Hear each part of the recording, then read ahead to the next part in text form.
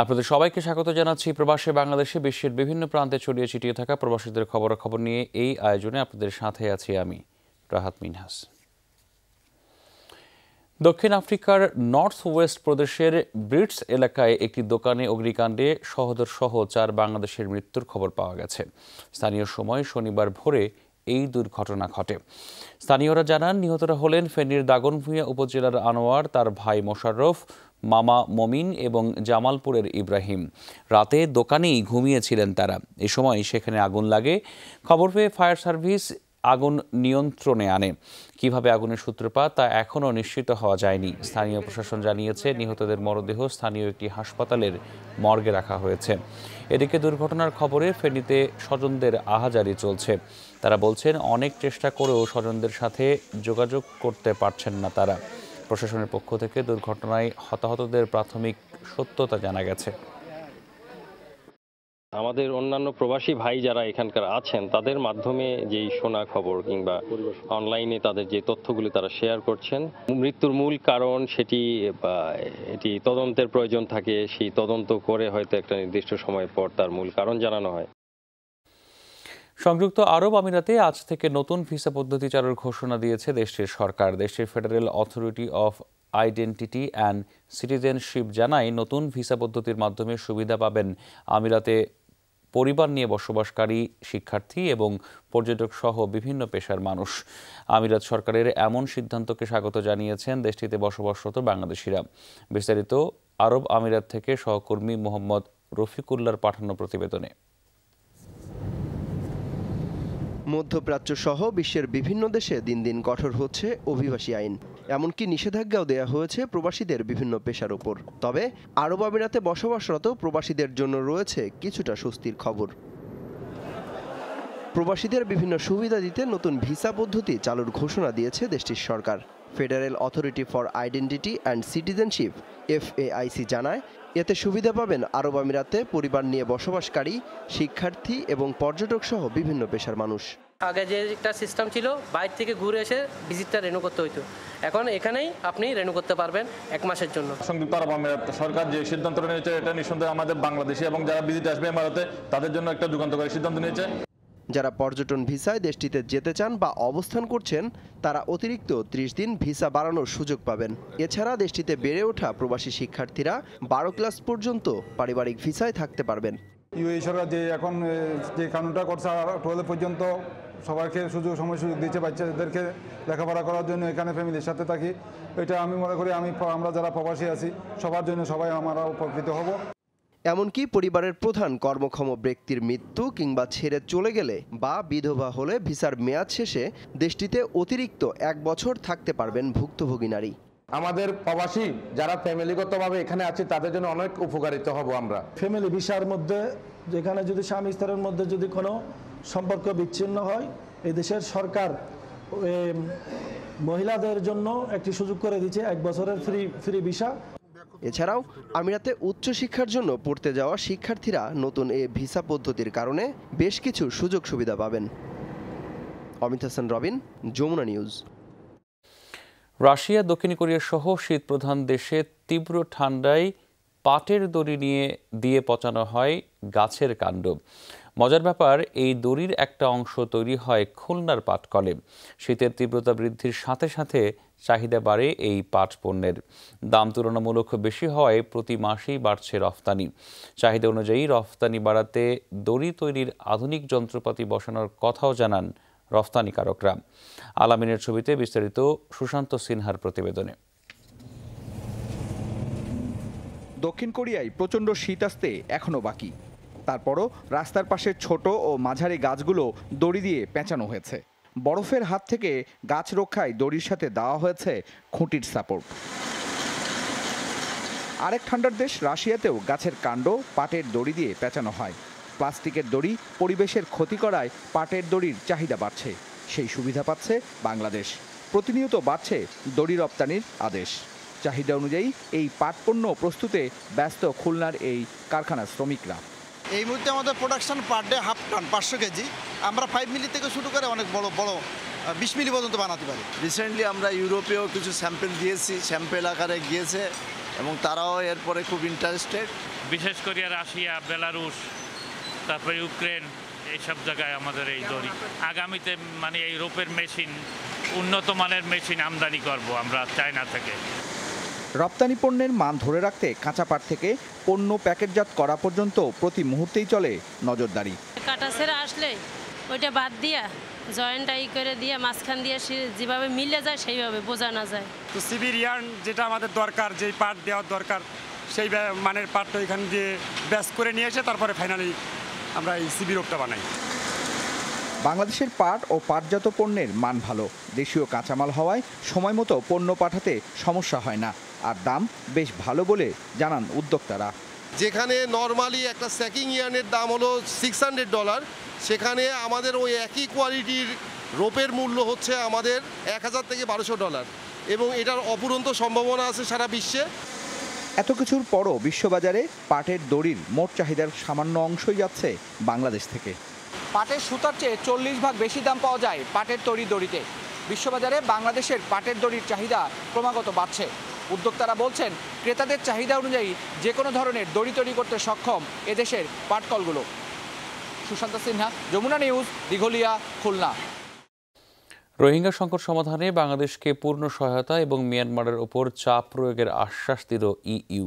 শুক্রবার আসেম শীর্ষ সম্মেলন শেষে এই আশ্বাস দেন ইউরোপীয় জোটের পররাষ্ট্র বিষয়ক প্রধান ফেদেরিকো মোঘেরিনি। 28 ও 19 অক্টোবর দুদিনের সম্মেলনের পাশাপাশি সুইজারল্যান্ডের প্রেসিডেন্ট অলা বার্সের সাথেও সাক্ষাৎ করেন বাংলাদেশের পররাষ্ট্রমন্ত্রী AH মাহমুদ আলী। এ সময় রোহিঙ্গা সংকটের স্থিতিশীল ও শান্তিপূর্ণ সমাধান খুঁজে বের করতে বাংলাদেশ সরকারের পাশে থাকার ব্যাপারে আশ্বাস দেন তিনি। দ্বাদশ ইইউ আসেম সম্মেলনে বরাবরই উঠে এসেছে রোহিঙ্গা সংকটের টেকসই সমাধানের আহ্বান। সম্মেলন শেষে ইইউ পররাষ্ট্র বিষয়ক প্রধান ফেদেরিকো মোঘেরিনির মিয়ানমারের প্রতি সংখ্যালঘু মুসলিমদের নিধনের সাথে জড়িতদের স্বচ্ছ বিচার ব্যবস্থা ও জবাবদিহিতার আওতায় আনার আহ্বান জানান।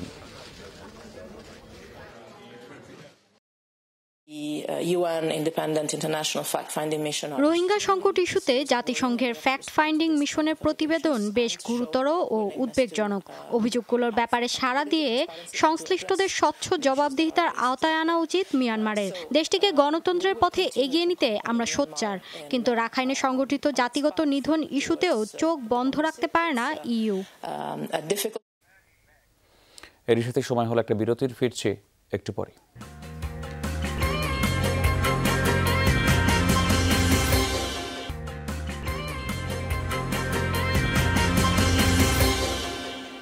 স্বাগত আরেকবার, আপনারা দেখছেন প্রবাসী বাংলাদেশ। প্রবাসীরা সরকারি ও বেসরকারি প্রতিষ্ঠানের সার্বিক সহযোগিতা পেলে দেশের ভাবমূর্তি আরও উজ্জ্বল হবে। শুক্রবার আরব আমিরাতে সফরে গিয়ে ব্যবসায়ীদের সাথে সাক্ষাতে এই মন্তব্য করেন চট্টগ্রাম সিটি কর্পোরেশনের প্যানেল মেয়র চৌধুরী হাসান মাহমুদ হাসনি। তিনি বলেন, দেশের অর্থনীতিতে বড় অবদান রাখছে প্রবাসীরা। উন্নয়নের এই ধারা অব্যাহত রাখতে প্রবাসী ব্যবসায়ীদের প্রতি আহ্বান জানান তিনি। এ সময় উপস্থিত ছিলেন ব্যবসায়ী শওকত আকবর, SM আলাউদ্দিন, জামাল উদ্দিন, আবু তাহের, তারেক সহ অনেকেই। এদিকে আবুধাবি যুবলীগের উদ্যোগে আয়োজিত এক মতবিনিময় সভায় তিনি বলেন, দেশের উন্নয়নের ধারাবাহিকতা ধরে রাখতে নৌকাকে বিজয়ী করতে হবে। এজন্য সবাইকে নিজ নিজ উদ্যোগে দলের জন্য কাজ করতে হবে। সভায় সংগঠনের সভাপতি বশির ভূঁইয়ার সভাপতিত্বে ও সাধারণ সম্পাদক সরওয়ার উদ্দিনের পরিচালনায় উপস্থিত ছিলেন সংগঠনের উপদেষ্টা আজগর খান চৌধুরী, এনামুল হক কুতুবী, আমিন মিয়া সহ সংগঠনের অন্যান্য নেতাকর্মীরা। দেশের গৌরবোজ্জ্বল অগ্রগতিকে অস্বীকার করে বিদেশিদের কাছে দেশের ভাবমূর্তি নষ্ট করছে বিএনপি। ব্রাসেলসে বেলজিয়াম আওয়ামী লীগ আয়োজিত এক প্রতিবাদ সভায় এমন মন্তব্য করেন নেতারা। তারা বলেন, সাম্রাজ্যবাদ ও দেশ বিরোধী বিভিন্ন কার্যক্রম করছে বিএনপি। বক্তারা বলেন, প্রধানমন্ত্রী শেখ হাসিনার অবদানে দেশ এখন উন্নয়নের মহাসড়কে। বিশ্ব দরবারে বাংলাদেশ এখন উন্নয়নের রোল মডেল, কিন্তু বিএনপির সমর্থকরা প্রবাসে বিভিন্ন দফতরের সামনে সরকার ও দেশ বিরোধী স্লোগান দিচ্ছে, যা রাষ্ট্রদ্রোহিতার শামিল। বেলজিয়াম আওয়ামী লীগের সভাপতি লতিফ শহীদুল হকের সভাপতিত্বে ও দাউদ খান সোহেলের পরিচালনায় এই অনুষ্ঠানে উপস্থিত ছিলেন খোকন শরীফ, জহির চেয়ারম্যান, আখতারুজ্জামান সহ অনেকেই।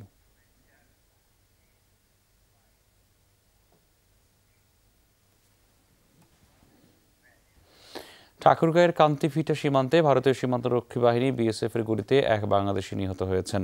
স্থানীয় ইউপি চেয়ারম্যান জানান, রাতে বেশ কয়েকজন সীমান্ত এলাকায় ঘোরাঘুরি করছিলেন। ভারতীয় সীমান্তরক্ষী বাহিনীর সদস্যরা তাদের লক্ষ্য করে গুলি ছোড়ে। এ সময় গোলাম রব্বানী নামের একজন গুলিবিদ্ধ হয়ে ঘটনাস্থলেই নিহত হন। নিহত রব্বানী বালিয়াডাঙ্গি উপজেলার পাড়িয়া ইউনিয়নের ক্যাম্পের হাট গ্রামের বাসিন্দা। ঠাকুরগাঁও 50 বিজিবির অধিনায়ক জানান, ঘটনাটির কড়া প্রতিবাদ জানানো হয়েছে বিএসএফ এর কাছে। লাশ ফেরত আনতে দুই দেশের ব্যাটালিয়ন কমান্ডার পর্যায়ের বৈঠকও আহ্বান করা হয়েছে। 4 দিন বন্ধ থাকার পর বেনাপোল ও পেট্রোপোল বন্দর দিয়ে শুরু হয়েছে আমদানি রফতানি বাণিজ্য। শনিবার থেকে বেনাপোল ও পেট্রোপোল বন্দর পুরোদমে চালু হয়েছে। শারদীয় দুর্গাপুজো উপলক্ষে গেল বুধবার থেকে এই বন্দর দিয়ে আমদানি রফতানি বাণিজ্য বন্ধ ছিল। পুনরায় আমদানি রপ্তানি কার্যক্রম চালু হওয়ায় বেনাপোল ও পেট্রোপোলে কর্মচাঞ্চল্য ফিরে এসেছে। বেনাপোল কাস্টমস হাউসের রাজস্ব কর্মকর্তা মোহাম্মদ আলী জানান, দুপুর পর্যন্ত 65টি পণ্য বোঝাই ট্রাক বাংলাদেশে প্রবেশ করেছে। পণ্য থেকে রপ্তানিও হচ্ছে।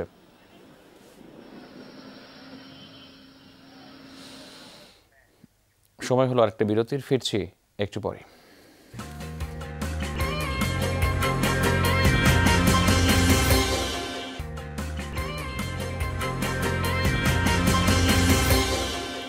স্বাগত আরেকবার, আপনারা দেখছেন প্রবাসী বাংলাদেশ। কুয়েতে নতুন দল হিসেবে আত্মপ্রকাশ করল খুলনা টাইটান্স ক্রিকেট ক্লাব। শুক্রবার কুয়েত সিটির একটি রেস্তোরাঁয় ক্লাবের উদ্বোধন করা হয়। এতে সভাপতিত্ব করেন ক্লাবের অধিনায়ক রায়হান হোসেন এবং সঞ্চালনা করেন সহ অধিনায়ক হাসানুজ্জামান হাসান। অনুষ্ঠানের প্রধান অতিথি ছিলেন খুলনা টাইটান্স ক্রিকেট শাখা ক্লাবের পরিচালক মোহাম্মদ মনিরুল ইসলাম মারুফ। এছাড়া বিশেষ অতিথি ছিলেন ক্লাবের প্রধান উপদেষ্টা মোহাম্মদ আলী জিন্না, হুমায়ুন কবির, জাহিদুল ইসলাম সহ আরও অনেকেই। অনুষ্ঠানের বক্তারা খেলাধুলার প্রতি সকলকে আগ্রহী হওয়ার আহ্বান জানান।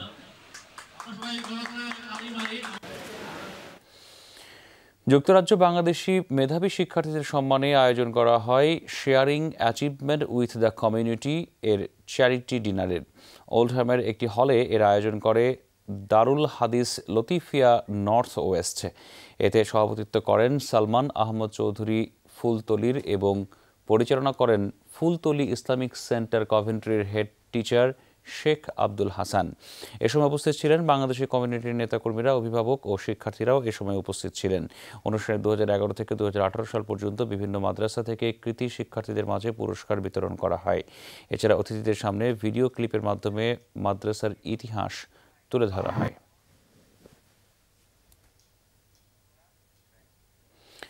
বিদায় নিব হরিণ যুদ্ধের বিরল মুহূর্তের ছবি দেখিয়ে। যুক্তরাষ্ট্রের ওহাইও রাজ্যে পুলিশের ড্যাশ ক্যামে ধরা পড়ল লড়াইরত 2 হরিণের ভিডিও। সিংয়ের যুদ্ধ চলে বেশ কিছুক্ষণ। রাতে ওই এলাকায় কর্মরত পুলিশরা বেশ উপভোগ করেন বিরল এই দৃশ্য।